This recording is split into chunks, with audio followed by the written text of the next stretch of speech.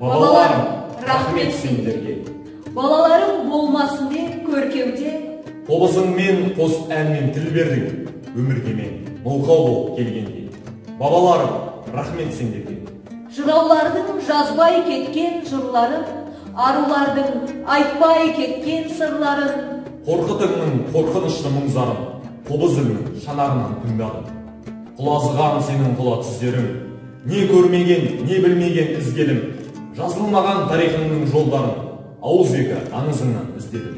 Мен білмеймін, басыңа әлде орнап па, шаһар салып, жасадың ба, жәннат па, әлде қалай тасқа түскен таңбаны табынамын тарихымдай ардақтап. Сырашпайды сенің құлақ сөздерің, сырашпайды тау тастағы іздерің, сенің бүкіл болмысыңның тарихын домбыраның пернесінен іздедім. Іздедім де сәттерімді түңілген, тастап кеткен аңызыңа жүгінген де қайта туған тірілген, тарихымды жазудамын бүгін мен, бабаларым сенің ана тіліңмен.